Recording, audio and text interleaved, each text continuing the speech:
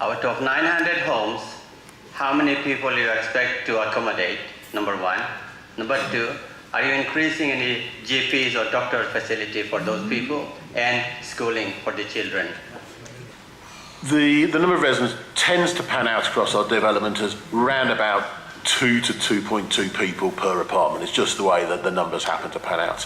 So on the basis that we've got circa 800 units, we're going to be in the region of 1,800 new residents in the Brentford community. That, leading on to that question about the doctor's surgeries, to a certain extent that is driven by the economics of doctor's surgeries. The scheme I've recently come from, located the other side of town, we did bring a doctor's surgery in because it was felt that the healthcare providers felt that there was the demand there for a surgery, but the surgeries obviously have to be funded. It is slightly driven by the economies of how healthcare is provided. But we would not be standing in the way of a surgery being brought onto the estate if that was something a healthcare provider could do. My question's regarding the highway. So quite a lot of this development is currently very close to the highway. What's going to be the impact on the road during this demolition and construction work?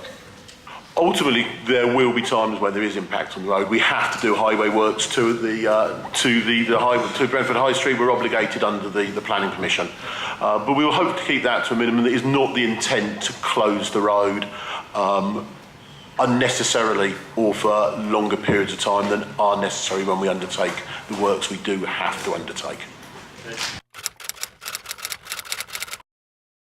The local school, you're saying about proposing the parking with so many space and it's next to school. Does the head teacher knows about that? Obviously, Plot G is located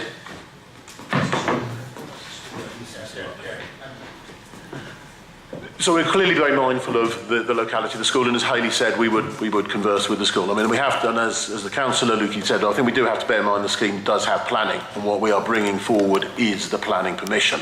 But we will, of course, liaise and talk with and engage with the school to ensure the scheme doesn't cause any unnecessary disruption to the school. In terms of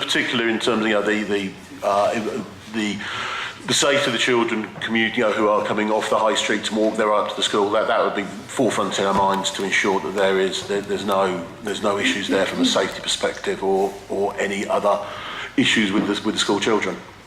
The lady has raised this issue, and it's important. But and you're here, you'll take it back and work together with the school. It'll be massively part of our community engagement. Okay, right. Yeah, just on that, I mean, we're all facing a challenge around air pollution. We've got many people here that I talk to regularly who are really concerned about air pollution. We all are. We have a summit later on in February on air pollution in the borough, and we'd love you all to attend. I think 26 in the Holiday Inn in Brentford, so that'd be a good opportunity for the school to come along. But we have to reduce the use of the car. That's part of the summit, how we do that, and we can explain all what we're doing. But the planning permission has been given.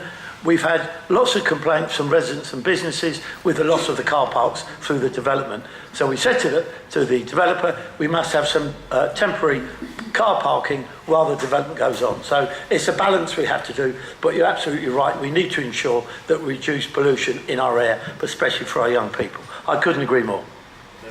Thank you.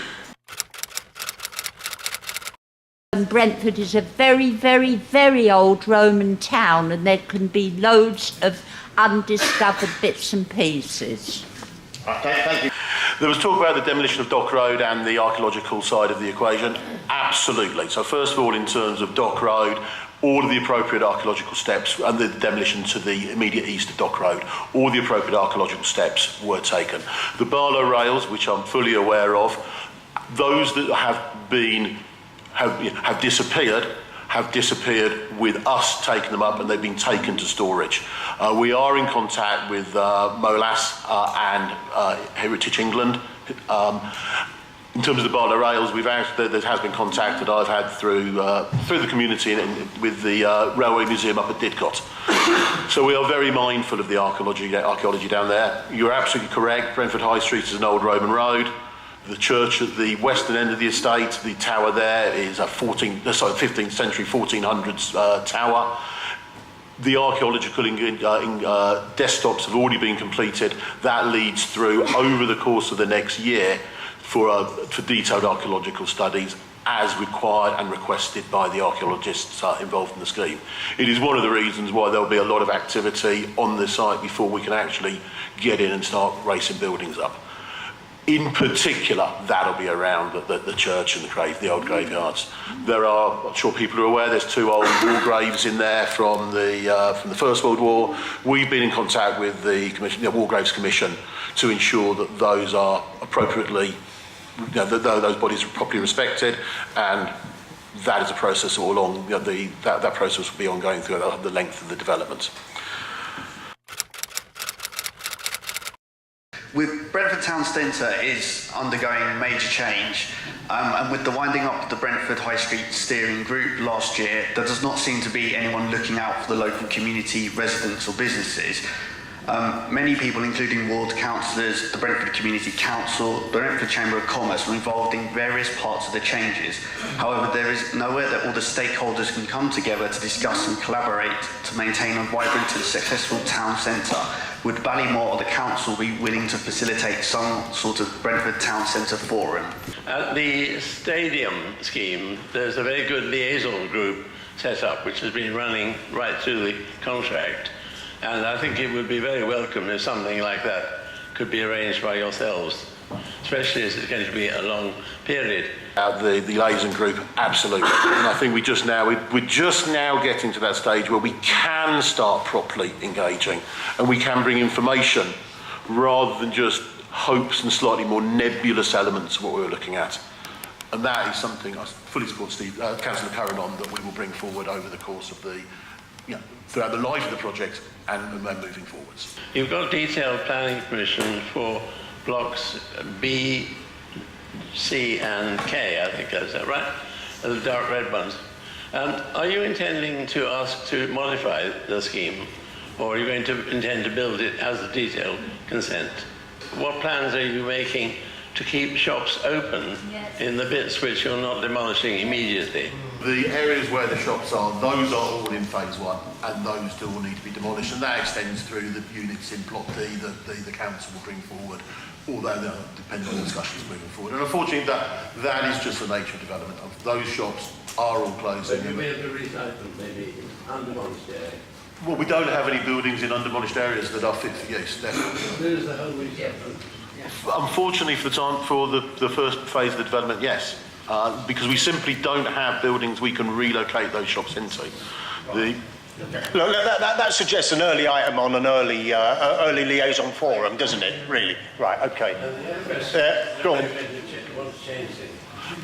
The intention is that we will deliver out the scheme which we currently have planning permission for. There'll be no wholesale changes to any of that. Now, of course, there might be substantive change that happen because of the retail market or the nuances of design development. Thank you, Matt. Thank you, Hayley. Thanks for coming down. Appreciate this, and this will be the first of many. Exactly. Yes, not just here, but across Brentford and neighbouring areas. Yeah. Okay. Thank you very much. All right. How about that? Thank you.